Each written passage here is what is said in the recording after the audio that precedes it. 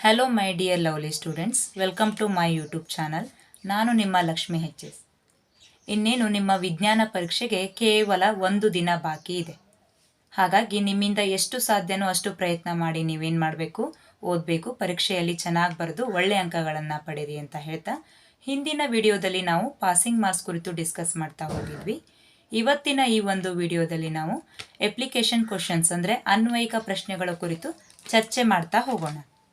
ನಿಮ್ಮ ವಾರ್ಷಿಕ ಪರೀಕ್ಷೆಗೆ ಈ ತರಹದ ಅನ್ವಯಿಕ ಪ್ರಶ್ನೆಗಳು 2ರಿಂದ 3 ಕೊಟ್ಟಿರ್ತಾರೆ. ಈ ಪ್ರಶ್ನೆಗಳನ್ನು ನೀವೇನು ಮಾಡಬೇಕು, ಮೊದಲು ಸರಿಯಾಗಿ ಓದ್ಕೊಂಡು ಅರ್ಥ ಮಾಡ್ಕೋಬೇಕು. ಆಮೇಲೆ ಆರಾಮ್ಸೆ ನೀವು ಪರೀಕ್ಷೆಯಲ್ಲಿ 5ರಿಂದ 6 ಅಂಕಗಳನ್ನು ಗಳಿಸ್ಬೋದು. ಇವೇನು ಅಷ್ಟು ಕಷ್ಟದ ಕ್ವಶನ್ಸ್ಗಳೇನಲ್ಲ. ಆಮೇಲೆ ಆನ್ಸರ್ ಕೇಳಿದ ತಕ್ಷಣ ನೀವೇ ಅಂತೀರಿ ಇಷ್ಟು ಸುಲಭ ಇತ್ತಾ ಅಂತ ಹೇಳಿ. ಆದರೆ ಸ್ವಲ್ಪ ತಲೆಗೆ ಏನು ಮಾಡ್ಬೇಕು, ನೀವು ಕೆಲಸ ಕೊಡಬೇಕಷ್ಟೆ. ನಾನಿಲ್ಲಿ ನಿಮಗೆ ಒಟ್ಟು ಒಂದು 16 ಪ್ರಶ್ನೆಗಳನ್ನು ಡಿಸ್ಕಸ್ ಮಾಡ್ತಾ ಹೋಗ್ತೀನಿ. ಅದೇ ರೀತಿ ಸಿಮಿಲರ್ ಕ್ವಶನ್ಸು ನಿಮ್ಮ ವಾರ್ಷಿಕ ಪರೀಕ್ಷೆಗಳಲ್ಲಿ ಬರ್ಬೋದು, ಅಥವಾ ಅದ್ರ ಮೇಲೆ ಸ್ವಲ್ಪ ಸಿಮಿಲರ್ ಆಗಿರುವಂಥ ಕ್ವಶನ್ಸ್ಗಳು ಕೂಡ ಬರ್ಬೋದು. ಹಾಗಾಗಿ ನೀವು ಈ ಅನ್ವಯಿಕ ಪ್ರಶ್ನೆಗಳನ್ನು ಯಾವುದೇ ಕಾರಣಕ್ಕೂ ನಾಳೆ ಪರೀಕ್ಷೆಯಲ್ಲಿ ಬಿಟ್ಟು ಬರೋ ಹಾಗಿಲ್ಲ. ಸೊ ಈ ಒಂದು ವಿಡಿಯೋನ ನೀವು ಉಪಯೋಗ ಮಾಡಿಕೊಂಡು ವಿಜ್ಞಾನ ಪರೀಕ್ಷೆಯಲ್ಲಿ ಎಕ್ಸ್ಟ್ರಾ ಸ್ಕೋರ್ಗಳನ್ನು ಮಾಡಿಕೊಳ್ಳ್ರಿ ಅಂತ ಹೇಳ್ತಾ ನಾವೀಗ ವಿಡಿಯೋವನ್ನು ಸ್ಟಾರ್ಟ್ ಮಾಡೋಣ. ಸ್ಟಾರ್ಟ್ ಮಾಡೋಕ್ಕೂ ಮುಂಚೆ ಈ ಒಂದು ವಿಡಿಯೋ ನಿಮಗೆ ಇಷ್ಟ ಆದಲ್ಲಿ ಲೈಕ್ ಮಾಡಿ, ಶೇರ್ ಮಾಡಿ, ತಪ್ಪದೆ ಈ ಒಂದು ಚಾನಲನ್ನು ಸಬ್ಸ್ಕ್ರೈಬ್ ಮಾಡಿ ಅಂತ ಹೇಳ್ತಾ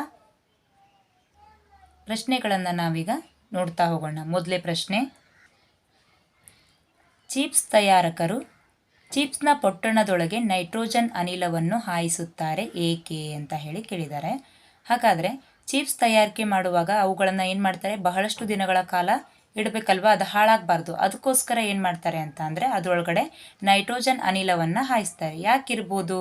ಯಾಕಂದರೆ ಚಿಪ್ಸ್ ಉತ್ಕರ್ಷಣೆಗೊಳ್ಳುವುದನ್ನು ತಡೆಗಟ್ಟಲು, ಅಂದರೆ ಅವುಗಳ ಒಳಗೆ ಆ ಚಿಪ್ಸ್ಗಳು ಹಾಳಾಗೋದನ್ನು ತಡೆಗಟ್ಟಲಿಕ್ಕೆ, ಕಮಟುವಿಕೆ ವಾಸನೆ ಬರುತ್ತೆ, ಆ ವಾಸನೆಯನ್ನು ಕಂಟ್ರೋಲ್ ಮಾಡಲಿಕ್ಕೆ ಏನು ಮಾಡ್ತಾರೆ, ಅದರಲ್ಲಿ ನೈಟ್ರೋಜನ್ ಅನಿಲವನ್ನು ಹಾಯಿಸ್ತಾರೆ. ಇನ್ನು 2ನೇ ಪ್ರಶ್ನೆ, ಶುಷ್ಕ HCl ಹೈಡ್ರೋಕ್ಲೋರಿಕ್ ಅನಿಲ ಶುಷ್ಕ ಲಿಟ್ಮಸ್ ಕಾಗದದ ಬಣ್ಣ ಬದಲಾಯಿಸುವುದಿಲ್ಲ ಏಕೆ ಅಂತ ಹೇಳಿ ಕೇಳಿದ್ದಾರೆ. ಅಂದರೆ HCl ಅನ್ನೋದು ಒಂದು ಆ್ಯಸಿಡ್. ಇದು ಈ ಶುಷ್ಕವಾದಂಥ ಲಿಟ್ಮಸ್ ಕಾಗದದ ಬಣ್ಣವನ್ನು ಬದಲಾಯಿಸುವುದಿಲ್ಲ ಏಕೆ ಅಂತ ಕೇಳಿದ್ದಾರೆ. ಯಾಕೆ ಅಂತ ಅಂದರೆ ಅದರಲ್ಲಿ H ಅಯಾನುಗಳು, ಅಂದರೆ H+ ಅಯಾನುಗಳು ಏನಾಗಿರೋದಿಲ್ಲ, ಇರೋದಿಲ್ಲ. ಅದೇ ಒಂದು ಕಾರಣಕ್ಕೆ ಅದು ಲಿಟ್ಮಸ್ ಕಾಗದದ ಬಣ್ಣವನ್ನು ಬದಲಾಯಿಸೋದಿಲ್ಲ. ಇನ್ನು 3ನೇ ಪ್ರಶ್ನೆ, ವಿದ್ಯುತ್ ದೀಪಗಳ ತಂತುಗಳಲ್ಲಿ ಟಂಗಸ್ಟನ್ ಬಹುತೇಕ ಬಳಸಲಾಗುತ್ತದೆ ಏಕೆ? ಏಕೆಂದರೆ ಆ ಟಂಗಸ್ಟನ್ ಅತಿ ಹೆಚ್ಚು ಕರಗುವ ಬಿಂದು, ಹಾಗೂ ಅಷ್ಟೇ ಅಲ್ಲದೆ ಜೊತೆಗೆ ರೋಧ ಕೂಡ ಹೆಚ್ಚಿರುತ್ತೆ. ಅದರಲ್ಲಿ ವಿದ್ಯುತ್ ಪ್ರವಾಹ ವೇಗವಾಗಿ ಹರಿಯದೆ ಶಾಖವನ್ನು ಉತ್ಪತ್ತಿ ಮಾಡುತ್ತೆ. ಆಗ ಬಲ್ಬ್ ಹೆಚ್ಚಿನ ಉಷ್ಣಾಂಶದಲ್ಲೂ ಕೂಡ ಕರಗದೆ ಉರಿಯುತ್ತದೆ. ಸಾಮಾನ್ಯ ಬಲ್ಬ್ಗಳಲ್ಲಿ ಬೇರೆ ಬೇರೆ ರೀತಿಯಾದಂಥ ಲೋಹಗಳನ್ನು ಬಳಸಿದರೆ ಹೆಚ್ಚುವರಿ ವಿದ್ಯುತ್ ಬಂದಾಗ ಅದೇನು ಮಾಡ್ಬೋದು, ಕರಗಿ ಹೋಗ್ಬೋದು, ಬಲ್ಬ್ ಸಡನ್ನಾಗಿ ಹಾಳಾಗ್ಬೋದು. ಆದರೆ ಟಂಗಸ್ಟನ್ ಬಳಸೋದ್ರಿಂದ ಇದು ಹೆಚ್ಚಿನ ಉಷ್ಣಾಂಶದಲ್ಲೂ ಕೂಡ ಕರಗದೆ ಉರಿಯುತ್ತೆ. ಅದಕ್ಕೋಸ್ಕರ ಇದನ್ನು ಬಳಸ್ತಾರೆ.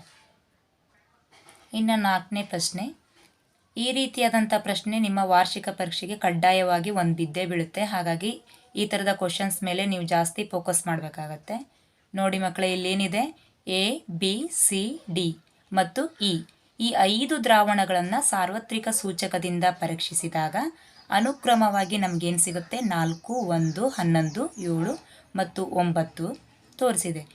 ಯಾವ ದ್ರಾವಣವು ತಟಸ್ಥ ದ್ರಾವಣವಾಗಿದೆ, ಯಾವುದು ಹೆಚ್ಚು ಪ್ರಬಲ, ಅಂದರೆ ಪ್ರಬಲವಾಗಿರುವಂತಹ ಪ್ರತ್ಯಾಮ್ಲ ಯಾವುದು, ಹಾಗೂ ಪ್ರಬಲವಾಗಿರುವಂತಹ ಆಮ್ಲೀಯ ಯಾವುದು, ಅದೇ ರೀತಿ ದುರ್ಬಲವಾಗಿರುವಂತಹ ಆಮ್ಲೀಯ ಯಾವುದು, ದುರ್ಬಲವಾಗಿರುವಂತಹ ಪ್ರತ್ಯಾಮ್ಲೀಯ ಯಾವುದು ಅಂತ ಹೇಳಿ ಕೇಳಿದ್ದಾರೆ.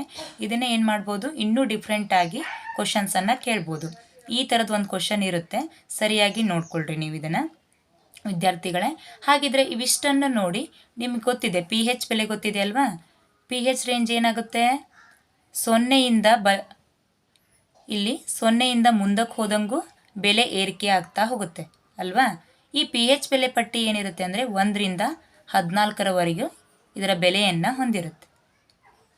7 ಅನ್ನೋದು ಮಧ್ಯದಲ್ಲಿದೆ ಅಲ್ವಾ. ಹಾಗಾದರೆ 7 ಮಧ್ಯದಲ್ಲಿ ಬಂದರೆ 7ರಿಂದ 14ರವರೆಗೆ ಹೋದರೆ ಇದನ್ನು ನಾವು ಬೇಸ್ ಅಂತ ಹೇಳಿ ಕರಿತೇವೆ, ಅಂದರೆ ಪ್ರತ್ಯಾಮ್ಲ ಇದು.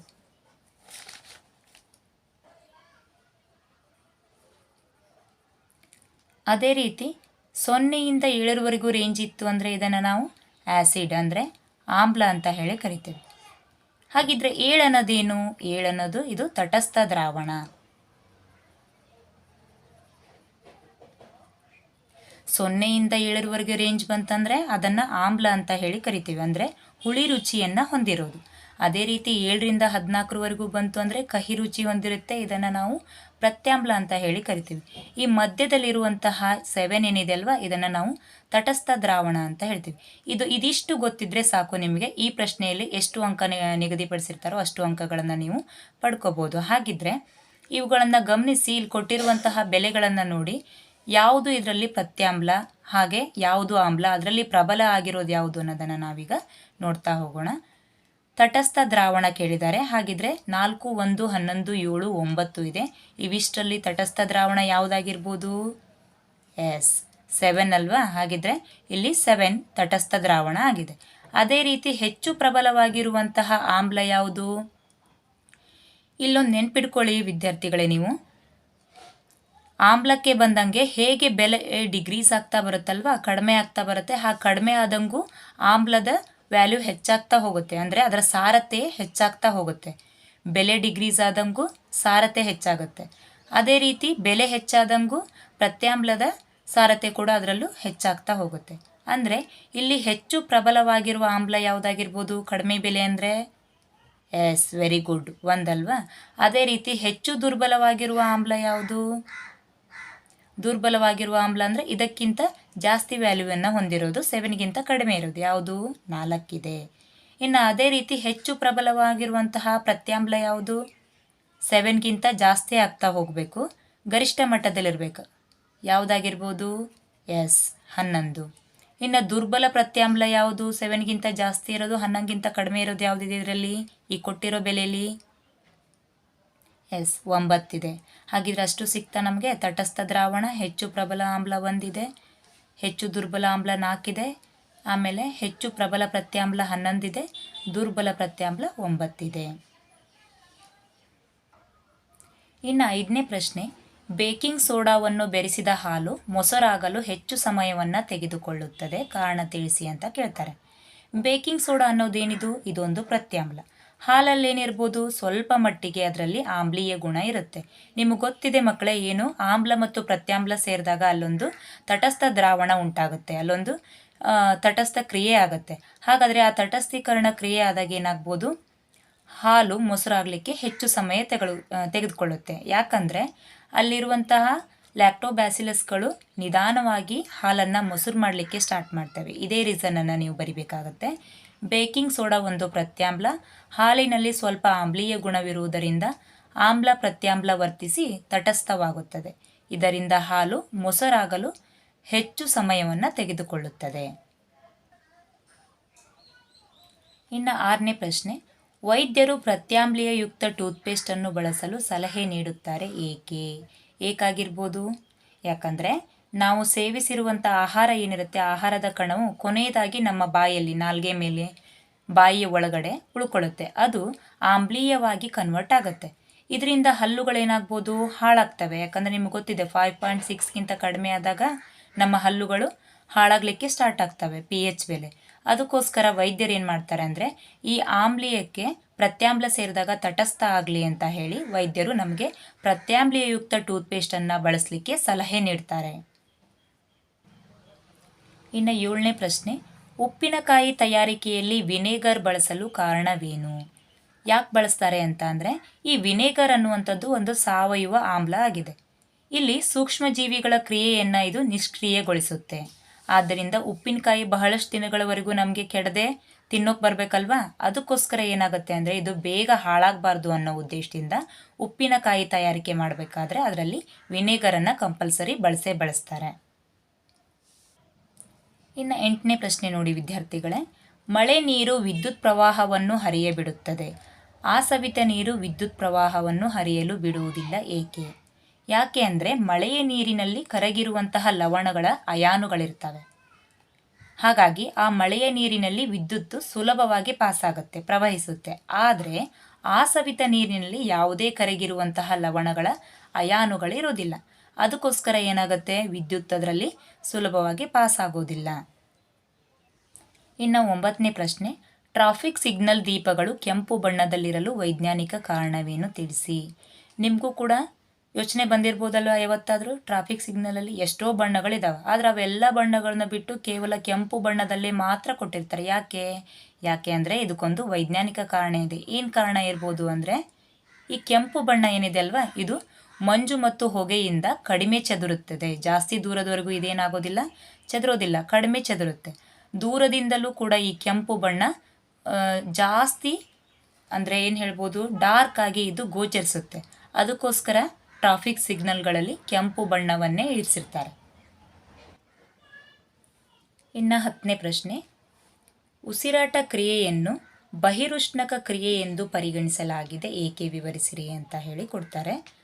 ಇದು ಜೀವವಿಜ್ಞಾನಕ್ಕೆ ಸಂಬಂಧಪಟ್ಟಿರುವಂಥ ಪ್ರಶ್ನೆ. ಬಹಿರುಷ್ಣಕ ಅಂತ ಅಂದರೆ ಗೊತ್ತಿದೆ, ಯಾವುದೇ ಒಂದು ರಾಸಾಯನಿಕ ಕ್ರಿಯೆಯಲ್ಲಿ ಉಷ್ಣ ಬಿಡುಗಡೆ ಆಯಿತು ಅಂದರೆ ಅದನ್ನೇ ನಾವು ಬಹಿರುಷ್ಣಕ ಅಂತ ಹೇಳ್ತೇವೆ. ಹಾಗಿದ್ರೆ ನಮ್ಮ ಉಸಿರಾಟ ಕ್ರಿಯೆಯಲ್ಲೂ ಕೂಡ ಈ ಒಂದು ಉಷ್ಣ ಬಿಡುಗಡೆ ಆಗುತ್ತಾ, ನೋಡೋಣ. ಈಗ ಈ ಉಸಿರಾಟ ಕ್ರಿಯೆಯಲ್ಲಿ ಒಳ ತೆಗೆದುಕೊಂಡಂತಹ ಆಕ್ಸಿಜನ್ನು ಆಹಾರ ವಸ್ತುಗಳ ಜೀರ್ಣಕ್ರಿಯೆಗೆ ಸಹಾಯಕವಾಗಿದೆ. ಯಾಕೆ ನಾವಿರುವಂತಹ ಎಲ್ಲ ಅನಿಲಗಳನ್ನು ಬಿಟ್ಟು ಆಕ್ಸಿಜನ್ನೇ ತೆಗೆದುಕೊಳ್ತೀವಿ ಅಂದರೆ, ನಮ್ಮ ದೇಹದಲ್ಲಿರುವಂಥ ನಾವು ಸೇವನೆ ಮಾಡಿರುವಂಥ ಆಹಾರ ಪದಾರ್ಥಗಳು ಜೀರ್ಣ ಆಗಬೇಕು ಅಂತ ಅಂದರೆ ಅಲ್ಲಿ ನಮಗೆ ಆಕ್ಸಿಜನ್ನು ಅವಶ್ಯಕತೆ ಇದೆ. ಹಾಗಾದರೆ ಈ ಕ್ರಿಯೆಯಲ್ಲಿ ಆಹಾರದಲ್ಲಿನ ರಾಸಾಯನಿಕಗಳು ಏನಾಗ್ತವೆ, ಪರಿವರ್ತನೆಯನ್ನು ಹೊಂದಿ ಶಾಖ ಬಿಡುಗಡೆ ಆಗುತ್ತೆ. ನಮ್ಮ ದೇಹದೊಳಗಡೆ ಜೀವಕೋಶಗಳಲ್ಲಿ ಮೈಟೋಕಾಂಡ್ರಿಯಾ ಅಂತ ಇದೆ. ಆ ಮೈಟೋಕಾಂಡ್ರಿಯಾ ನಾವು ಸೇವನೆ ಮಾಡಿರುವಂಥ ಆಹಾರ ಪದಾರ್ಥಗಳನ್ನು ಸಣ್ಣ ಸಣ್ಣ ಘಟಕಗಳಾಗಿ ವಿಭಜನೆ ಮಾಡುತ್ತೆ. ಅಲ್ಲೊಂದು ದಹನ ಕ್ರಿಯೆ ಉಂಟಾಗುತ್ತೆ. ಅಲ್ಲೇನು ಬೇಕು, ಆಕ್ಸಿಜನ್ ಬೇಕೇ ಬೇಕು. ಹಾಗಾದರೆ ಈ ಕ್ರಿಯೆ ಉಂಟಾದಾಗ ಅಲ್ಲಿ ಬಹಳಷ್ಟು ಪ್ರಮಾಣದ ಉಷ್ಣ ಅಥವಾ ಶಾಖ ಬಿಡುಗಡೆ ಆಗುತ್ತೆ. ಅದಕ್ಕೋಸ್ಕರ ನಾವೇನಂತ ಹೇಳ್ತೀವಿ, ಈ ಬಹಿರುಷ್ಣಕ ಕ್ರಿಯೆಯನ್ನು ನಾವು ಈ ಉಸಿರಾಟ ಕ್ರಿಯೆಯನ್ನು ನಾವು ಬಹಿರುಷ್ಣಕ ಕ್ರಿಯೆ ಅಂತ ಹೇಳ್ಬೋದು. ಇನ್ನು 11ನೇ ಪ್ರಶ್ನೆ, ಪ್ಲಾಟಿನಂ, ಚಿನ್ನ ಮತ್ತು ಬೆಳ್ಳಿಯನ್ನು ಆಭರಣಗಳ ತಯಾರಿಕೆಯಲ್ಲಿ ಬಳಸಲು ಕಾರಣವೇನು. ರೀಸನ್ ಏನು ಅಂದರೆ, ಇವು ಹೆಚ್ಚು ಹೊಳಪುಳ್ಳಂತಹ ಆಕರ್ಷಣೀಯ ಬಣ್ಣವನ್ನು ಹೊಂದಿದ್ದು ಬೆಲೆ ಬಾಳುವ ಲೋಹಗಳಾಗಿವೆ. ಇವು ಸುಲಭವಾಗಿ ನಶಿಸುವುದಿಲ್ಲ. ಬೇರೆ ಲೋಹಗಳಿಗೆ ನಾವು ಹೋಲಿಸಿದ್ವಿ ಅಂದರೆ ಕಾಂತೀಯತೆ ಈ ಒಂದು ಲೋಹಗಳಲ್ಲಿ ಹೆಚ್ಚಾಗಿರುತ್ತೆ. ಜೊತೆಗೆ ಇವು ಜಾಸ್ತಿ ಬೆಲೆ ಬಾಳುವಂತಹ ಲೋಹಗಳಾಗಿವೆ. ಅಷ್ಟೇ ಅಲ್ಲದೆ ಇವು ಸುಲಭವಾಗಿ ನಶಿಸುವುದಿಲ್ಲ. ಅಂದರೆ ಬೇರೆ ಲೋಹಗಳಿಗೆ ಕಂಪ್ಯಾರಿಟಿವ್ಲಿ ಇವು ಸುಲಭವಾಗಿ ನಶಿಸುವುದಿಲ್ಲ, ಕಡಿಮೆ ಪ್ರಮಾಣದಲ್ಲಿ ನಶಿಸ್ತವೆ. ಅದೇ ಒಂದು ರೀಸನ್ಗೆ ಇವುಗಳನ್ನು ಏನು ಮಾಡ್ತಾರೆ, ಆಭರಣಗಳ ತಯಾರಿಕೆಯಲ್ಲಿ ಬಳಸ್ತಾರೆ. 12ನೇ ಪ್ರಶ್ನೆ ನೋಡಿ ವಿದ್ಯಾರ್ಥಿಗಳೇ, ಹೊಳಪು ಕಳೆದುಕೊಂಡ ತಾಮ್ರದ ಪಾತ್ರೆಗಳನ್ನು ಹುಳಿ ವಸ್ತುಗಳಿಂದ ಸ್ವಚ್ಛಗೊಳಿಸುತ್ತಾರೆ, ಕೆಲವೊಮ್ಮೆ ಏಕೆ ಅಂತ ಕೇಳಿದ್ದಾರೆ. ನೀವು ಕೂಡ ಮನೇಲಿ ಏನು ಮಾಡ್ತೀರಿ, ಕೆಲವೊಂದಿಷ್ಟು ತಾಮ್ರದ ವಸ್ತುಗಳಿದ್ದರೆ ಅವುಗಳ ಮೇಲ್ಗಡೆ ಏನಾಗಿರುತ್ತೆ, ಹಸಿರು ಬಣ್ಣದ ಲೇಪನ ಉಂಟಾಗ್ತಾ ಇರುತ್ತೆ. ಅದ್ರ ಮೇಲ್ಗಡೆ ಒಂದು ಲೇಯರ್ ಕ್ರಿಯೇಟ್ ಆಗಿರುತ್ತೆ. ಅದನ್ನು ನೀವು ಕ್ಲೀನ್ ಮಾಡಲಿಕ್ಕೆ ಅಂತ ಹೇಳಿ ಮನೇಲಿರುವಂಥ ಯಾವುದಾದ್ರು ಹುಳಿ ಪದಾರ್ಥಗಳನ್ನ ಬಳಸ್ಕೊಂಡು ಕ್ಲೀನ್ ಮಾಡ್ತೀರಿ. ಯಾಕಿರ್ಬೋದು, ಯಾಕೆ ಅಂದರೆ ನಿಮಗೆ ಗೊತ್ತಿದೆ, ಲಿಂಬೆ ಅಥವಾ ಹುಣಸೆಯಲ್ಲೇನೇ ಇರುತ್ತೆ, ಏನಿರ್ಬೋದು ಅದರಲ್ಲಿ, ಆಮ್ಲ ಇರುತ್ತೆ ಅಲ್ವಾ. ಹಾಗಿದ್ರೆ ಈ ಆಮ್ಲ ಏನಾಗುತ್ತೆ, ಲೋಹಗಳ ಮೇಲ್ಮೈ ಮೇಲಿನ ತಾಮ್ರದ ಕಾರ್ಬೋನೇಟ್ ಅಂದರೆ ಹಸಿರು ಬಣ್ಣದ ಲೇಯರ್ ಏನು ಕ್ರಿಯೇಟ್ ಆಗಿರುತ್ತೆ ಅಲ್ವಾ, ಆ ಲೇಯರನ್ನು ನಾವು ತಾಮ್ರದ ಕಾರ್ಬೋನೇಟ್ ಅಂತ ಹೇಳ್ತೇವೆ. ಈ ಒಂದು ಸಂಯುಕ್ತವನ್ನು ಈ ಆಮ್ಲಗಳು ಅಂದರೆ ಲಿಂಬೆ ಹಣ್ಣಾಗಿರ್ಬೋದು ಅಥವಾ ಹುಣಸೆ ಹಣ್ಣಾಗಿರ್ಬೋದು, ಹುಳಿ ಪದಾರ್ಥಗಳು ಸುಲಭವಾಗಿ ವಿಲೀನಗೊಳಿಸುತ್ತವೆ. ಅದಕ್ಕೋಸ್ಕರ ಏನು ಮಾಡ್ತಾರೆ, ಹುಳಿಯಾದಂತಹ ವಸ್ತುಗಳಿಂದ ತಾಮ್ರದ ಪಾತ್ರೆಗಳನ್ನು ಸ್ವಚ್ಛಗೊಳಿಸ್ತಾರೆ.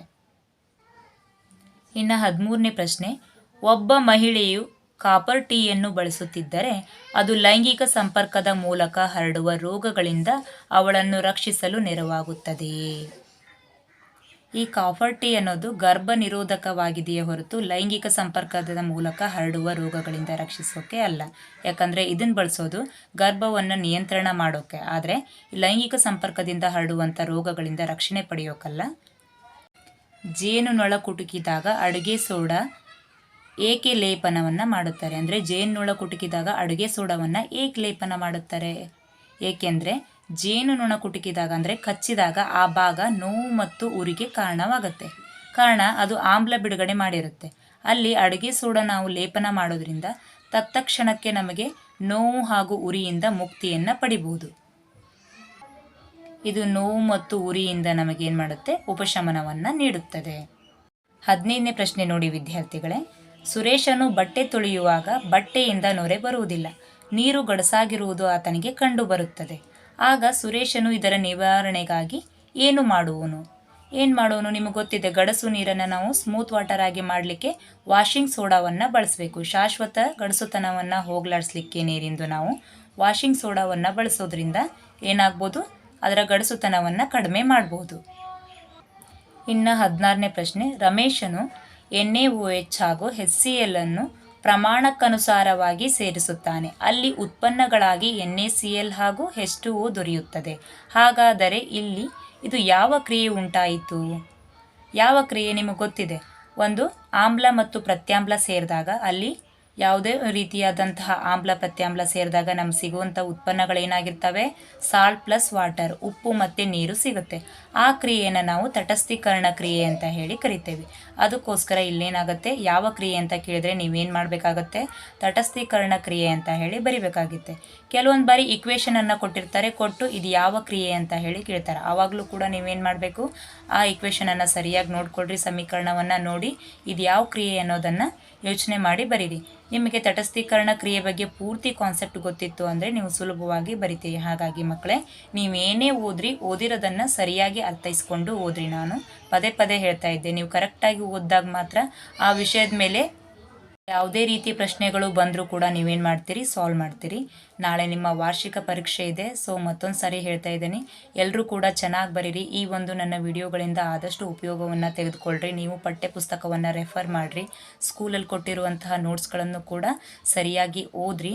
ಒಳ್ಳೆಯ ಅಂಕಗಳನ್ನು ತೆಕ್ಕೊಳ್ರಿ. ಪಾಸಿಂಗ್ ಆಗೋದಿಲ್ಲ, ನಾನು ಪಾಸೇ ಆಗೋದಿಲ್ಲ ಅನ್ನೋರು ಕೂಡ ಪಾಸಿಂಗ್ ಪ್ರಶ್ನೆಗಳಿದ್ದಾವೆ, ಅವುಗಳನ್ನು ಕಂಪಲ್ಸರಿ ಅಂದರೆ ಕಡ್ಡಾಯವಾಗಿ ಕಲಿತು ಒಳ್ಳೆ ರಿಸಲ್ಟನ್ನು ಮಾಡಿರಿ. ನಿಮ್ಮ ರಿಸಲ್ಟಿಗಾಗಿ ಇಡೀ ಸ್ಟೇಟೇ ಕಾಯ್ತಾ ಇರುತ್ತೆ.